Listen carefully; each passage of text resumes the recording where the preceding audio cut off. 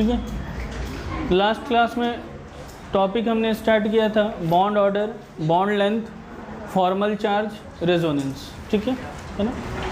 अब देखो यार, बॉन्ड ऑर्डर बताए थे, ठीक है, कि बॉन्ड ऑर्डर का रिलेशन बॉन्ड एनर्जी के साथ, ठीक है, या फिर अगर रेजोनेंस हो जाता है तो सभी केसेस में, ठीक है, मतलब सारे बॉन्ड लेंथ, सारे बॉन्ड एंगल्स सब क्या हो जाता है, सेम हो जाता है, ठीक है ना। अगला है बॉन्ड एंगल। सिंपली हम लोग समझते हैं the angle between two bonds, ठीक है, या two shared pair of electron, जो बोलना है बोल, ठीक है। तो जो दो बॉन्ड्स होते हैं, ठीक है, किसी भी स्ट्रक्चर में, किसी भी मॉलिक्यूल के स्ट्रक्चर में दो बॉन्ड्स के बीच जो एंगल बन रहा है हम लोग उसको क्या बोल देते हैं, बॉन्ड एंगल कह देते हैं, ठीक है। तो बॉन्ड एंगल सिंपली क्या है, ठीक, तो दो बॉन्ड्स के बीच का जो एंगल होगा इसको हम लोग कहते हैं बॉन्ड एंगल, ठीक है ना। तो किसी भी मॉलिक्यूलर स्ट्रक्चर में दो बॉन्ड्स के बीच के एंगल को हम लोग कह देते हैं बॉन्ड एंगल, ठीक है। अब मामला क्या है कि आज बता, बॉन्ड एंगल डिपेंड किस पे करता है, ठीक है। तो सबसे पहली चीज़, बॉन्ड एंगल हम लोग डिटरमाइन करते हैं हाइब्रिडाइजेशन से, है ना। बॉन्ड एंगल हमेशा डिटरमाइन किससे होगा, हाइब्रिडाइजेशन से, ठीक है। तो भाई पहला पॉइंट है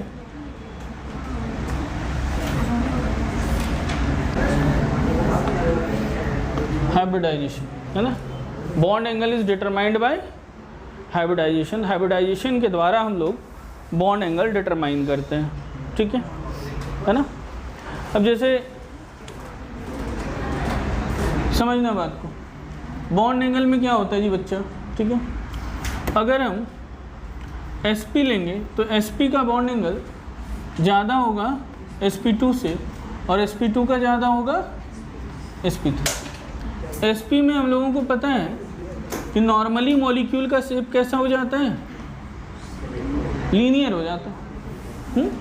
तो sp में मॉलिक्यूल का शेप लीनियर हो जाता है, तो बॉन्ड एंगल कितना हो जाता है, 180 डिग्री।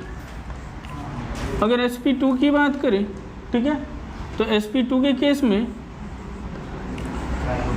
ट्राइगोनल प्लैनर और यहाँ बॉन्ड एंगल हो जाना है 120 डिग्री, है ना।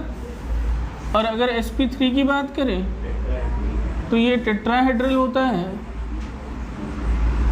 और यहाँ पे 109 डिग्रीज 28, ठीक। अब मामला क्या है समझिएगा, ठीक, कि भाई अगर हम एक ही एटम ले लें, ठीक है, कि सेंट्रल एटम कॉमन है, ठीक है, और अलग अलग हाइब्रिडाइजेशन होगा तो हम बॉन्ड एंगल को अलग अलग जज कर सकते हैं, ठीक। अब जैसे कि एग्जांपल ले रहा हूँ, ठीक, ध्यान रखना, ठीक। एग्जांपल है तुम्हारा कार्बन डाइऑक्साइड, ठीक, ये आ रहा है, ठीक है ना। एग्जांपल में है कार्बन डाइऑक्साइड, दूसरा है कार्बोनेट और तीसरा है CCl4 या CH4 ले लो, ठीक है। कार्बोनेट CO3 2 माइनस, है ना, और नेक्स्ट हो जा रहा है बेटा CH4 ले लेता हूँ मैं, ठीक। अब देखो CO2 में हाइब्रिडाइजेशन कौन सा होगा, sp, 2 सिग्मा बॉन्ड है। यहाँ पे कितने सिग्मा बॉन्ड आ जा रहे हैं बेटा, 3, तो और यहाँ 4 सिग्मा बॉन्ड, तो बॉन्ड एंगल का ऑर्डर क्या हो जाएगा, सबसे ज़्यादा कार्बन डाइऑक्साइड में, ठीक है, फिर कार्बोनेट में और फिर CH4 में। आगे बात सोच, ठीक है। तो पहली बात, बॉन्ड एंगल किस पे डिपेंड कर रहा है, हाइब्रिडाइजेशन पे डिपेंड कर रहा है, ठीक ठीक। अब जी बिल्कुल, उतना वो कम होता चला जाएगा, ठीक। नेक्स्ट, लेकिन ये sp, sp2 और sp3 के केस में, ठीक है, अगर d ऑर्बिटल इन्वॉल्व हो जाता है तो सिचुएशन थोड़ा सा बदलेगा, है ना। d ऑर्बिटल के इन्वॉल्व होने से बॉन्ड एंगल का ऑर्डर थोड़ा चेंज होगा। ये तो मैंने बताया sp, sp2 और sp3 को, ठीक है। अब अगर हम लोग ले आते हैं d वाला, ठीक है, तो वहाँ पे sp3d, ठीक है, sp3d2 और उसको कंपेयर sp3 से कर लेते हैं तो सारा कंपैरिजन हो जाएगा ना, ठीक है। तो मामला क्या है कि अगर हम sp3d को ले आते हैं, ठीक है, तो बच्चा sp3d का बॉन्ड एंगल ज़्यादा होता है किससे? sp3 से। sp3d का एंगल sp3 से ज़्यादा हो जाता है। तो अब यहाँ पे सीक्वेंस क्या आ जाएगा समझो, सबसे ज़्यादा sp, फिर sp2, फिर sp3d और उसके बाद sp3 और फिर आ जाएगा आपका sp3d2। बात समझ में है? ठीक है। तो अगर डी हाइब्रिडाइजेशन में जिसमें डी ऑर्बिटल इन्वॉल्व है उसको कंपेयर करेंगे तो sp3d सबसे ज़्यादा, देन sp3 और फिर sp3d2। ठीक। अब एक एग्जांपल लेना होगा इसका भी, ठीक है। जैसे मान लो ले लेता हूँ xcf2, एग्जांपल ले रहा हूँ। अब देखो यार xcf2, ठीक है, जेनॉन डाइफ्लोराइड, ठीक, स्टेरिक नंबर कितना हो जाएगा? 5, 3 लोन पेयर, 2 बॉन्ड पेयर, ठीक। आ रहा है बात समझ में? ठीक। नेक्स्ट क्या कर देता हूँ, XCO2 कर देता हूँ। XCO2 में क्या हो जाएगा? 2 बॉन्ड पेयर हो गए सिग्मा सिग्मा और लोन पेयर भी 2 हो गए, तो sp3 हो गया, ठीक। और sp3d2 में ले लेता हूँ XCF4 ले लेता हूँ, है ना, 4 सिग्मा बॉन्ड 2 लोन पेयर, तो 4 सिग्मा बॉन्ड और 2 लोन पेयर आ गए, तो इसका मतलब क्या हो गया? sp3d2। तो बॉन्ड एंगल अगर कंपेयर करोगे तो XCF2 में ज़्यादा होगा XCO2 से, और XCO2 में ज़्यादा किससे हो जाएगा? XCF4 से ज़्यादा हो जाएगा, ठीक। नोट कीजिए। फॉर्मल चार्ज,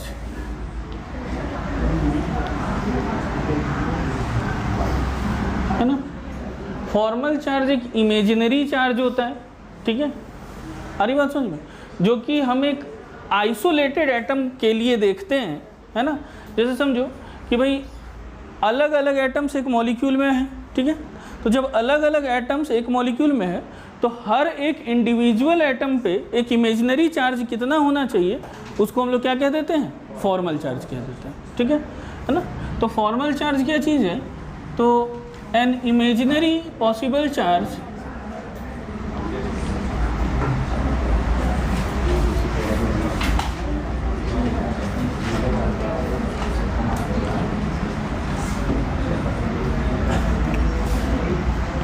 for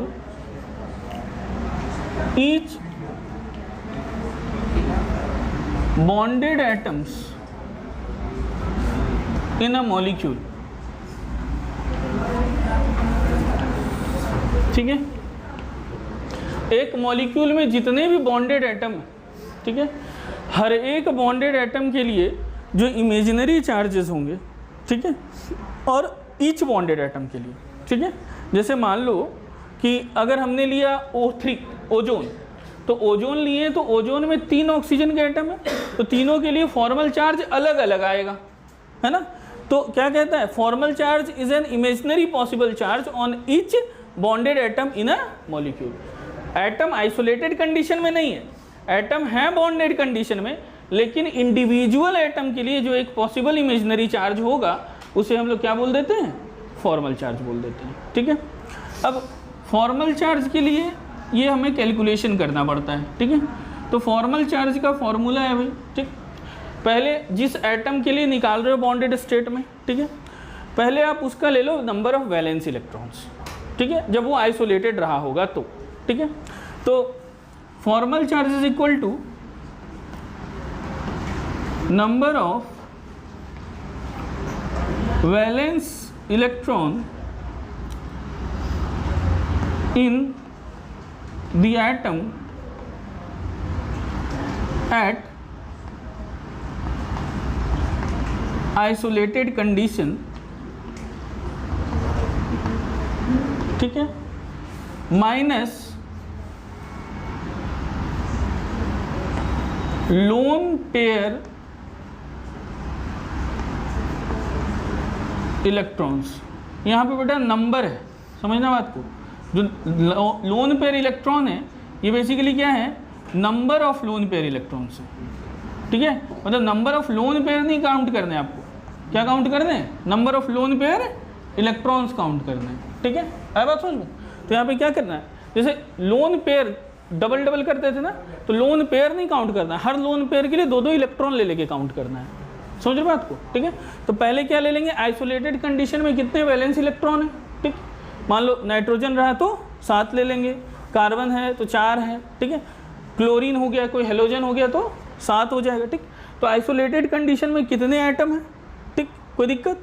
उसके बाद total number of lone pair electron, और फिर इसमें से फिर से माइनस करना पड़ेगा आपको। क्या, तो फिर से माइनस करना पड़ता है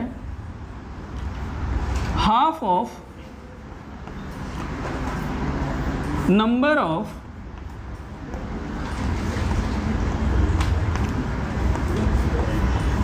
बॉन्ड पेयर इलेक्ट्रॉन। ठीक है, तो इसमें से फिर से माइनस करेंगे half of number of bond pair electron. पहले इतना लिख लो, फिर मैं एग्जांपल से कराता हूँ इसको। अब देखो यार,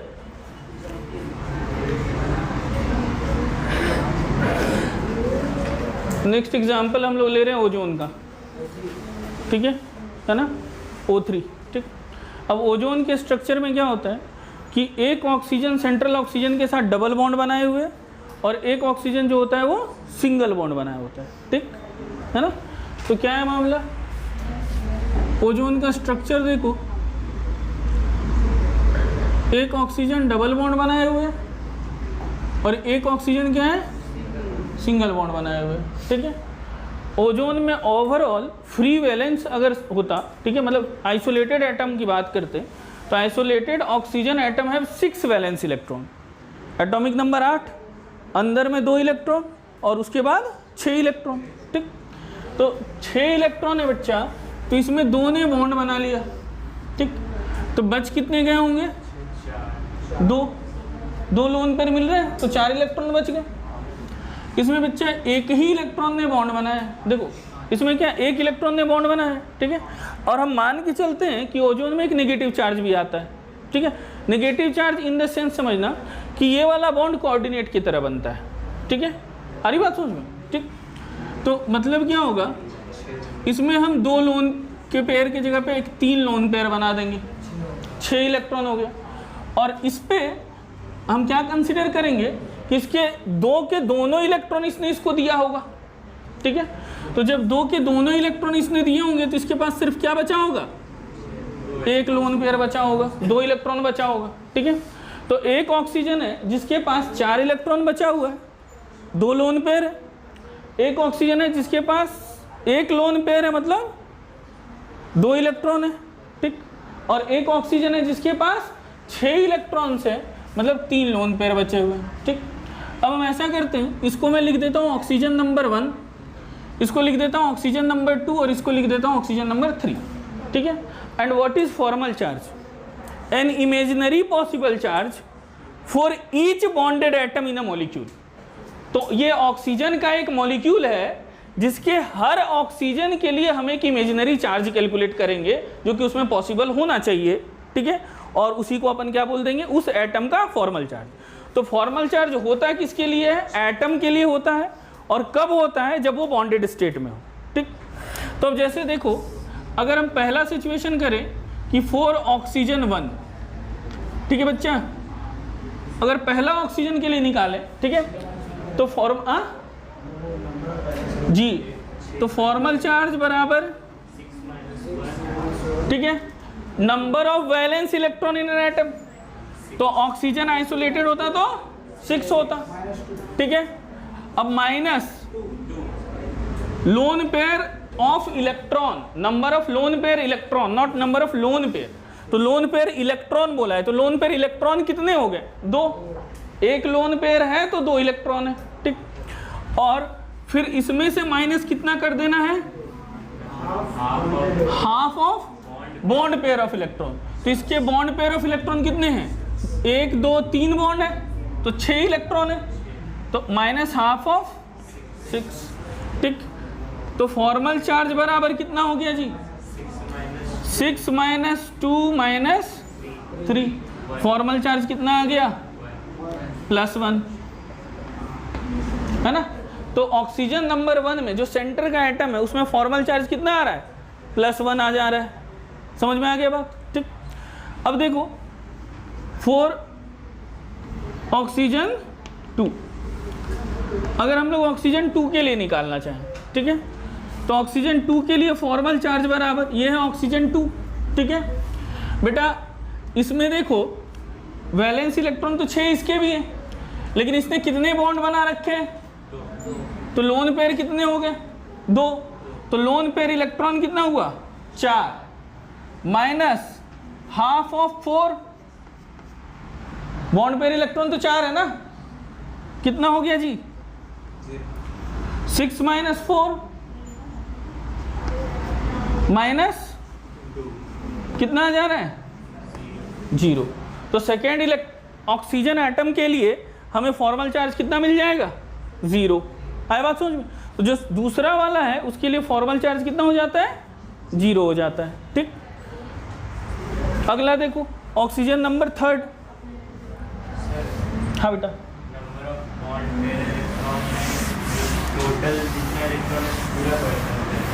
हाँ जितने बॉन्ड पेयर के इलेक्ट्रॉन है उतना कंसीडर करेंगे। तो 4 इलेक्ट्रॉन, 2 इलेक्ट्रॉन, एक बॉन्ड पेयर में कितने इलेक्ट्रॉन होते हैं 2 होते हैं, है ना।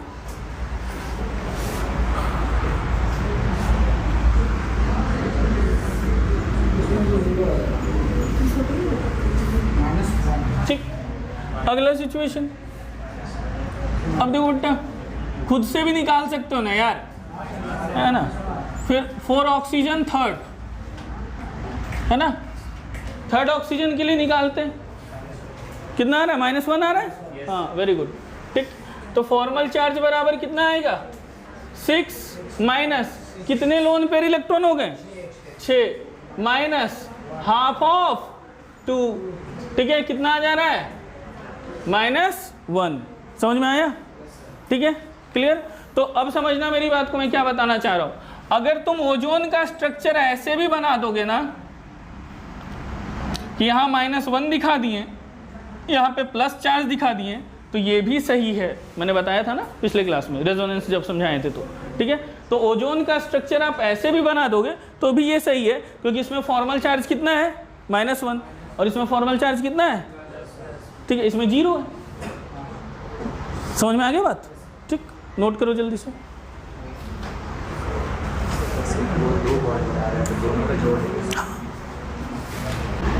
ठीक है, अब देखो यार इसमें क्या क्या मैंने लिखाया था, बॉन्ड एंगल, बॉन्ड स्ट्रेंथ। तो बॉन्ड स्ट्रेंथ और बॉन्ड एंगल में तो एक रिलेशन है, बॉन्ड लेंथ।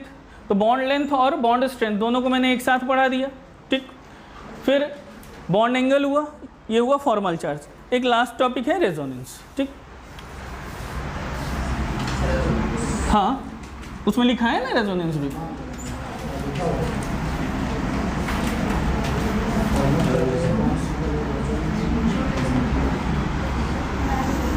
ठीक। अब अगर रेजोनेंस की बात करोगे, ठीक है, तो रेजोनेंस में क्या सिचुएशन होता है। रेजोनेंस का मतलब क्या है, जो पाई बॉन्ड है ना, वो पाई बॉन्ड मूव करते हैं, डीलोकलाइज करते हैं, ठीक है। तो रेजोनेंस का डेफिनेशन है delocalisation of a pi bond in presence of a conjugated system, ठीक है।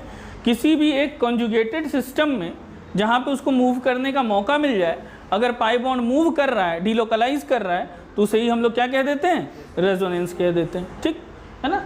तो रेजोनेंस को कैसे डिफाइन करेंगे,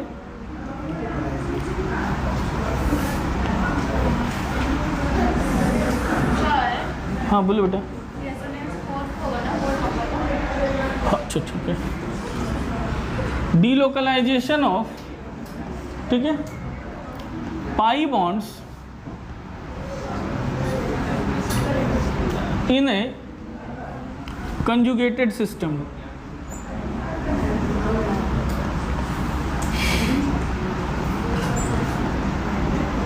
ठीक है, और कॉन्जुगेटेड सिस्टम क्या है, तो सर कॉन्जुगेटेड सिस्टम हमें ग्रुप्स मिलेंगे। ग्रुप्स कहने का मतलब एक पैटर्न मिलेगा, ठीक है। जैसे मैंने बोला कि पाई बॉन्ड, सिग्मा बॉन्ड और एनायन मिला, तो वहाँ पाई बॉन्ड मूव करेगा, वहाँ रेजोनेंस होगा, ठीक है। पाई बॉन्ड, सिग्मा बॉन्ड और फिर कैटायन मिल जाएगा, वहाँ मूव कर जाएगा। पाई बॉन्ड, सिग्मा बॉन्ड और एनायन लोन पेयर मिल जाएगा, वहाँ पे हो जाएगा। या फिर पाई बॉन्ड, सिग्मा बॉन्ड और पाई बॉन्ड हो जाएगा, वहाँ पे मिल जाएगा। ऐसे टोटल 7 तरह के कॉन्जुगेशन है और 3 तरह के हाइपर कॉन्जुगेशन है। टोटल 10 तरह के केसेस हैं, ठीक है। लेकिन वो सब हमको पढ़ना है डिटेल में ऑर्गेनिक केमिस्ट्री में, है ना। केमिकल बॉन्डिंग में बस मैं 4 तरह के कॉन्जुगेशन की बात करूँगा, ठीक है। एक हो जाएगा पाई सिग्मा कैटायन, दूसरा हो जाएगा पाई सिग्मा और एनायन, ठीक है। फिर हो जाएगा तीसरा पाई सिग्मा और lone pair,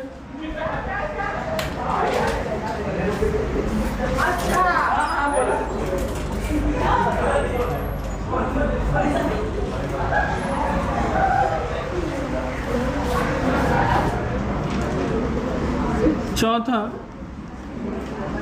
pi sigma and again a pi, ठीक है। तो इन सभी सिचुएशन में आपको रेजोनेंस देखने को मिलता है। जैसे अभी मैंने ओजोन बनाया, ठीक है। अगर इस ओजोन के स्ट्रक्चर को बनाओ, समझ रहे बात को, ठीक है। तो अगर ओजोन के स्ट्रक्चर को मान लो ये नेगेटिव पॉजिटिव मैं नहीं दिखाऊं,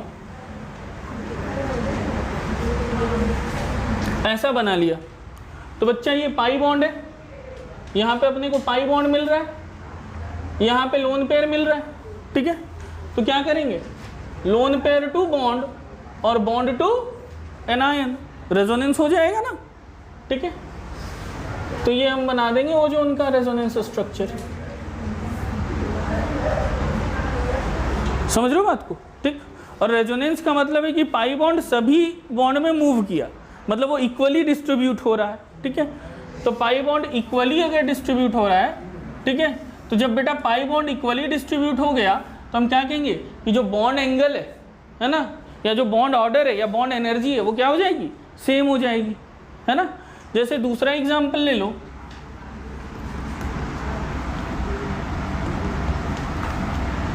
SO4 2 माइनस, है ना।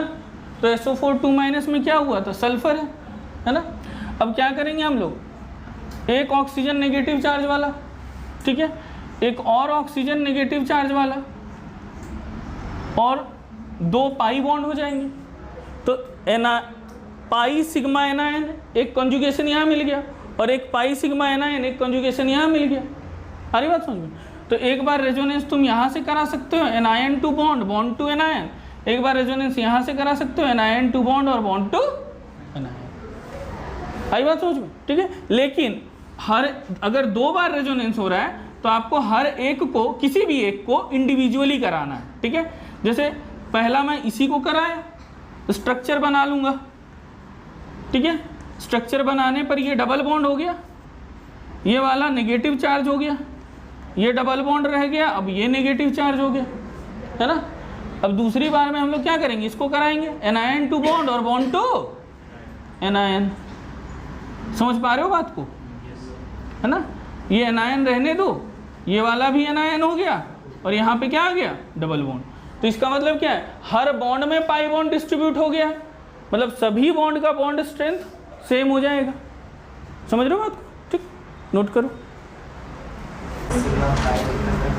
क्या जी बेटा, हाँ नहीं, पाई सिग्मा एनायन की वजह से हो रहा है, मैंने पाई सिग्मा एनायन ही लिया है, ठीक। पाई का भी आएगा नहीं, हाँ आएगा आगे, अभी बहुत है, यहाँ बस कम सम थोड़ा बहुत पढ़ना है रेजोनेंस, ठीक है ना। अब देखो जी, अगला प्रॉपर्टी है, एक 5th प्रॉपर्टी भी मैं यहीं पे बता दे रहा हूँ, ठीक है, क्योंकि ये छोटे छोटे टर्म है। Bond order, bond angle, bond strength, formal charge, सब छोटा छोटे टॉपिक है ना, तो सबको मैंने एक साथ कर दिया है, ठीक। ऐसे रेजोनेंस बहुत बड़ा टॉपिक है, लेकिन केमिकल बॉन्डिंग में छोटा सा पढ़ना है, ठीक। अलग से ऑर्गेनिक में पढ़ना है ना, पूरा डिटेल में पढ़ेंगे। एक और टॉपिक है dipole moment,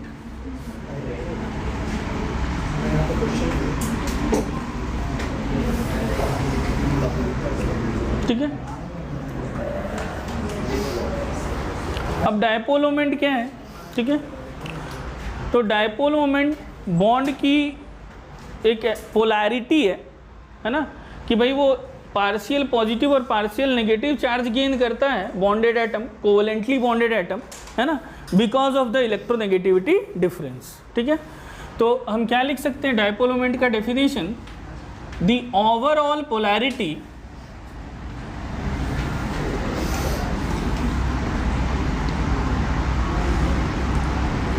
generated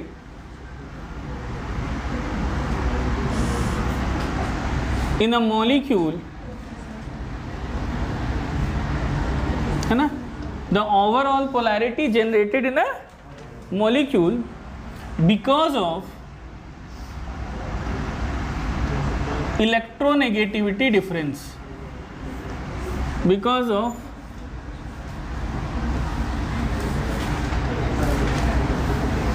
electronegativity difference, ठीक है, is known as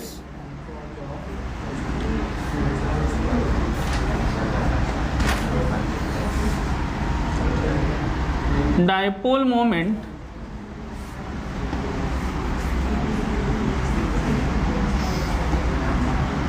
of the molecule. ठीक है, कभी भी जैसे अगर कोवेलेंट बॉन्ड बना है तो हमेशा एक ही एटम के बीच तो कोवेलेंट बॉन्ड नहीं ना बनता है, ऐसा तो नहीं है कि हमेशा एक ही एटम होगा, ए एटम या बी एटम, है ना, जैसे कार्बन कार्बन ये बनता है बट नॉट ऑलवेज, है ना। ठीक है, कार्बन और हाइड्रोजन के बीच भी बॉन्ड बनता है, हाइड्रोजन और क्लोरीन के बीच भी बॉन्ड बनता है, हाइड्रोजन और फ्लोरीन के बीच भी बॉन्ड बनता है। तो जो ऐसे बॉन्ड जहाँ पे बन रहे हैं जहाँ पे इलेक्ट्रोनेगेटिविटी डिफरेंस अराइज हो रहा है, दो अलग अलग इलेक्ट्रोनेगेटिविटी वाले एटम है, तो ज़्यादा इलेक्ट्रोनेगेटिविटी वाला क्या करेगा, अपनी तरफ खींचेगा। ठीक है, और अपनी तरफ खींचने की वजह से क्या होता है, एक पोलर बॉन्ड बनता है। हमारी बात समझ, एक पोलैरिटी जनरेट होती है, तो हर एक बॉन्ड में अलग अलग पोलैरिटी जनरेट हुई। अब सारे बॉन्ड की पोलैरिटी को मिला के मॉलिक्यूल की एक ओवरऑल पोलैरिटी हो जाएगी, और ये जो ओवरऑल पोलैरिटी होगी मॉलिक्यूल की, उसको हम लोग क्या कह देंगे, मॉलिक्यूल का डायपोल मोमेंट कह देंगे। आगे बात समझ में। ठीक, अब देखो ये जो डायपोल मोमेंट है, अब समझो बेटा, ये फिजिक्स का कॉन्सेप्ट है, केमिस्ट्री का कॉन्सेप्ट नहीं है बहुत ज़्यादा। ठीक है, तो every moment is a vector quantity, चाहे वो कोई सा भी मोमेंट है ना, वो क्या है, वेक्टर क्वांटिटी। मोमेंट का मतलब क्या होता है, मोमेंट का मतलब होता है फिजिकल क्वांटिटी इनटू डिस्टेंस। ठीक है, तो physical quantity into distance is called moment. Torque is called moment of force. ठीक है, आप लोग पढ़ोगे बाद में जब रोटेशनल डायनेमिक्स पढ़ोगे ना, ठीक है, 11th में ही रोटेशनल डायनेमिक्स। ठीक है, तो टॉर्क पढ़ाया जाता है, and torque is moment of force, force into distance कहते हैं, है ना। ठीक है, तो torque is moment of force, तो टॉर्क भी क्या है, वेक्टर क्वांटिटी। ठीक है, तो उसी तरह से डायपोल मोमेंट की हम बात करें तो dipole moment is also a vector quantity. अब जब ये वेक्टर क्वांटिटी है तो इसका मतलब जो अलग अलग डायपोल्स बन रहे होंगे अलग अलग बॉन्ड्स पे, उनको अपने को किससे जोड़ना है, वेक्टर एडिशन करना होगा। ठीक है, हम ऐसा नहीं कि सिर्फ अलजेब्रिक एडिशन करके काम लगा दे कि डायपोल मोमेंट 10 10 10 आया तो 30 कर दिए, है ना। Dipole moment is a vector quantity, so always added vectorially, that is addition along with the direction, है ना, डायरेक्शन के अकॉर्डिंग ऐड करना है अपने को। ठीक है, तो यहाँ पे केमिस्ट्री में हमें डायपोल मोमेंट की वैल्यूज़ नहीं पूछी जाती है, यहाँ पे हमें कंपैरेटिव चीज़ों को पढ़ना पड़ता है कि किसका डायपोल मोमेंट कम होगा, ज़्यादा होगा, ऑर्डर क्या होगा, वो चीज़ें समझनी होती है। ठीक है, तो अगर बात करें तो दूसरा पॉइंट डायपोल मोमेंट में आता है। ठीक है, डायपोल मोमेंट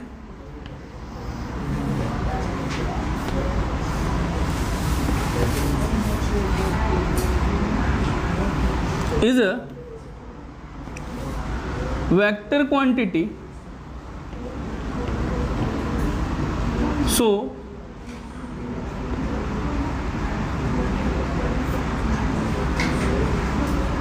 always added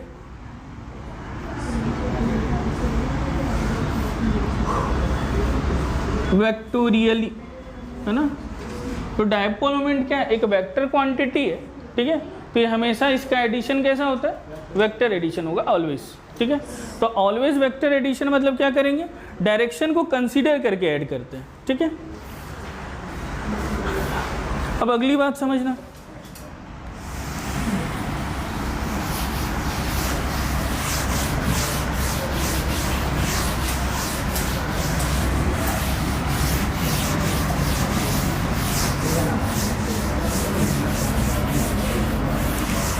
और देखो यार बहुत इम्पॉर्टेंट चैप्टर है, ठीक है, एटलीस्ट एक बार जाके रिवाइज कर लिया करो घर में, ठीक है ना। और जितना मेरे से बन पा रहा मैं सारी क्लासेस कोशिश कर रहा हूँ रिकॉर्ड करने की, ठीक है, सो दैट रिवीजन में भी आप लोग का हेल्प हो जाए, ठीक है ना। तो थोड़ा सा कोशिश करो कि क्लास का इन्वायरमेंट ख़राब ना हो, है ना, ठीक है। अब देखो अगली बात, नहीं फिर रिकॉर्डिंग भी वैसे ही होगा ना फिर तो,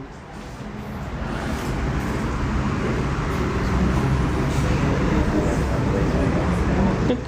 अब समझना, जैसे मैं एग्जांपल ले रहा हूँ, हाइड्रोजन फ्लोराइड, ब्रोमाइड, क्लोराइड कर लेता हूँ पहले,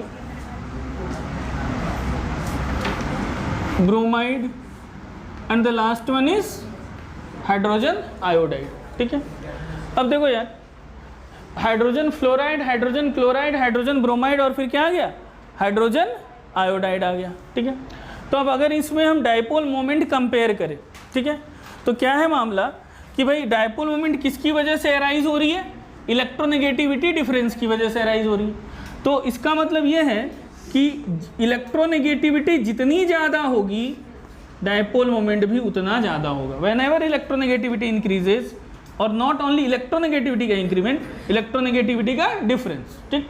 तो लाइकवाइज यहाँ पे भी हम लोग क्या कह सकते हैं, फ्लोरीन से ज़्यादा इलेक्ट्रोनेगेटिव क्लोरीन, क्लोरीन से ज़्यादा इलेक्ट्रोनेगेटिव ब्रोमीन, और ब्रोमीन से ज़्यादा इलेक्ट्रोनेगेटिव आयोडीन।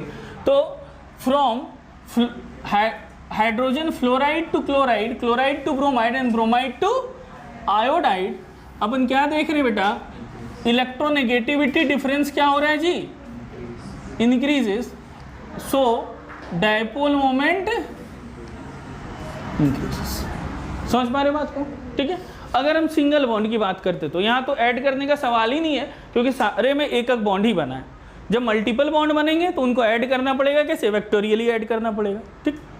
अब अगला प्रश्न देखना, ठीक है, ठीक है। अब मैं एग्जांपल ले रहा हूँ NF3 एंड NH3, ठीक है। NF3 और NH3 में किसका ज़्यादा होगा,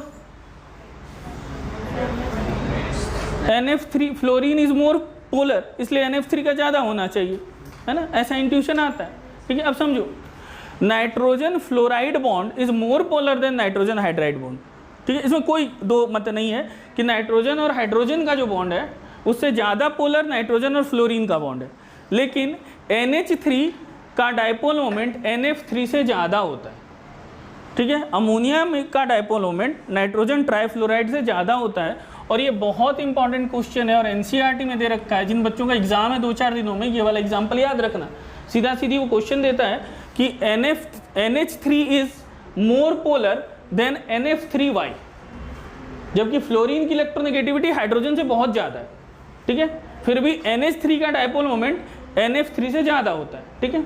इसका कारण है इसके स्ट्रक्चर में, ठीक है। दोनों ही सिचुएशन में एक लोन पेयर और 3 बॉन्ड बन रहे हैं। बेटा नाइट्रोजन के पास वैलेंस इलेक्ट्रॉन कितने हैं, 5, 5 में से 3 बॉन्ड बन गए, 2 इलेक्ट्रॉन बच गए, तो 2 इलेक्ट्रॉन क्या बनाएंगे, एक लोन पेयर बना देंगे मिलके, समझ रहे हो बात को, ठीक है। तो 2 लोन पेयर मिलके, 2 लोन पेयर इलेक्ट्रॉन से एक लोन पेयर बनाएगा, ठीक। तो इसका मतलब एक लोन पेयर और 3 बॉन्ड, हाइब्रिडाइजेशन क्या हो गया, sp3, ठीक। अब sp3 तो मतलब टेट्राहेड्रल, ठीक। अब टेट्राहेड्रल की बात करोगे तो पहले मैं NF3 बनाता हूँ, ठीक है। अब NF3 बनाएंगे तो ये हुआ फ्लोरीन और नाइट्रोजन के ऊपर एक लोन पेयर ऐसे आ गया। लोन पेयर का डायपोल मोमेंट अपवार्ड होगा, तो ये हो गया म्यू लोन पेयर, ठीक है। अब देखो fluorine is more electronegative than nitrogen, तो नाइट्रोजन से फ्लोरीन इलेक्ट्रॉन को खींच रहा है, fluorine is more electronegative than nitrogen, तो खींचेगा ना। तो ओवरऑल ये 3 जो बॉन्ड्स हैं, इन तीनों बॉन्ड के द्वारा जो डायपोल मोमेंट नेट आएगा वो बॉन्ड पेयर का डायपोल मोमेंट है ना, dipole moment of bond pair, ठीक है, आया बात समझ में। तो dipole moment of bond pair जो है वो नीचे की तरफ आएगा, क्लियर। तो यहाँ पे डायपोल मोमेंट टोटल, जिसको नेट कह सकते हैं, तो net dipole moment is equal to mu lone pair minus mu bond pair है। ठीक, अगला सिचुएशन अमोनिया का देख लेते हैं। ये नाइट्रोजन हुआ, जहां फ्लोरीन है वहां पे कौन आ जाएगा, हाइड्रोजन आ जाएगा, और एक लोन पेयर यहाँ पे ऊपर में आ जाएगा। ठीक, अब देखो जी, लोन पेयर के द्वारा डायपोल मोमेंट ऊपर की तरफ, ये हुआ म्यू लोन पेयर। अब क्या है, ये सारे के सारे, nitrogen is more electronegative than hydrogen. Nitrogen भैया सबसे ज़्यादा इलेक्ट्रोनेगेटिव फ्लोरीन है ना, फिर ऑक्सीजन, फिर नाइट्रोजन है ना। तो nitrogen is more electronegative than hydrogen, तो नाइट्रोजन हाइड्रोजन के इलेक्ट्रॉन को अपनी तरफ खींचा, तो ये अपवर्ड डायरेक्शन हो गया म्यू बॉन्ड पेयर का। अब देखो यहाँ पे बॉन्ड पेयर और लोन पेयर के डायपोल मोमेंट का डायरेक्शन अपोजिट था, तो म्यू नेट क्या था, mu lone pair minus mu bond pair. यहाँ पे लोन पेयर और बॉन्ड पेयर दोनों का डायरेक्शन क्या है, सेम है, तो यहाँ पे हम लोग क्या लिख लेंगे, mu net is equal to mu L P plus mu B P. तो इसका मतलब क्या हुआ, यहाँ दोनों डायपोल मोमेंट ऐड हुए हैं, है ना, ठीक है, और यहाँ डायपोल मोमेंट माइनस हुए हैं, तो वेक्टर एडिशन की वजह से डायपोल मोमेंट जो है वो अमोनिया का ज़्यादा होगा NH3 से। आया बात समझ में, तो NH3 has higher dipole moment than NF3। Why, बात समझ में आया, ठीक है, क्यों, क्योंकि बॉन्ड पेयर और लोन पेयर के डायपोल मोमेंट का डायरेक्शन NF3 में डिफरेंट है, और यहाँ पे क्या है, सेम है, यहाँ माइनस हो रहा है, यहाँ पे ऐड हो रहा है। आया बात समझ में, ठीक। अब देखो कुछ मॉलिक्यूल्स ऐसे होंगे जिनमें डायपोल मोमेंट की वैल्यू कुछ आएगी, नॉट इक्वल टू ज़ीरो, जैसे यहाँ नॉट इक्वल टू ज़ीरो है, यहाँ नॉट इक्वल टू ज़ीरो है, यहाँ बनाएं अभी इनको, इनमें नॉट इक्वल टू ज़ीरो है, तो जहाँ पे डायपोल मोमेंट की value not equal to zero होगी उन मॉलिक्यूल्स को कहते हैं पोलर मॉलिक्यूल, ठीक है, और जहाँ पे डायपोल मोमेंट नेट की वैल्यू हो जाएगी जीरो, उसको क्या बोल देंगे, नॉन पोलर मॉलिक्यूल, ठीक है। तो अगला सिचुएशन क्या है, the molecules in which dipole moment net is equal to 0 are called non-polar molecules, are called non-polar molecules, ठीक है। एग्जाम्पल समझना यार, BF3,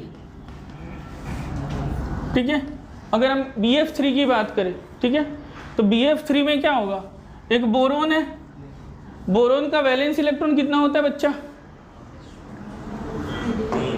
एटॉमिक नंबर 5, अंदर में 2 इलेक्ट्रॉन, बाहर में 3, ठीक है, तो 3 इलेक्ट्रॉन है, तो बॉन्ड कितने बनाया, तो भाई हाइब्रिडाइजेशन sp2, ट्राइगोनल प्लेनर, ठीक। अब देखो इसमें ट्राइंगल, इक्विलैटरल ट्राइंगल के हर एंगल पे एक फ्लोरीन है, इसका डायपोल मोमेंट इधर, इसका डायपोल मोमेंट इधर, और इसका डायपोल मोमेंट इधर, तीनों एक दूसरे को क्या कर रहा है, कैंसिल कर दे रहा है, तो नेट डायपोल मोमेंट कितना आ जा रहा है, तो मॉलिक्यूल क्या हो गया, नॉन पोलर हो गया। है बात समझ में। उसी तरह से each alkanes are non polar, every alkane, जो भी अल्केन है, मीथेन, इथेन, प्रोपेन, ब्यूटेन, है ना, सभी के सभी क्या हैं, बोलो, नॉन पोलर है, क्योंकि उनमें कोई हेटेरो एटम है ही नहीं, कहीं पोलैरिटी जनरेट होती ही नहीं है, ठीक है। अब देखो BF3 के केस में क्या लिख सकते हैं, BF3 हैज़ पोलर बॉन्ड्स, इनके बॉन्ड तो पोलर है but molecule is non polar, ठीक है। तो BF3 के बारे में हम लोग क्या लिख सकते हैं, has polar bonds but overall molecule is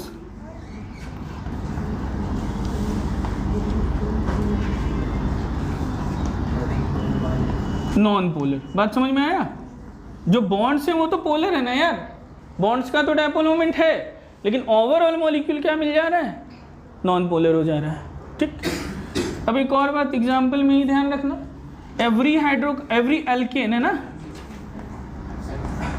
every alkane is non polar, हर एक अल्केन क्या होता है, नॉन पोलर होता है। ठीक, कोई दिक्कत? चलिए बाय बाय। सर अगर किसी कंपाउंड में लोन पेयर नहीं है तो फिर वो तो नॉट पोलर है। नहीं बेटा, जरूरी नहीं है, सर किसी वो जो फिर बैलेंस कर दे रहे तो उसके शेप पे डिपेंड करता है, बताऊंगा मैं ये बात, ठीक है, वो शेप पे डिपेंड करेगा, ठीक है। टोटल, हाँ नेट।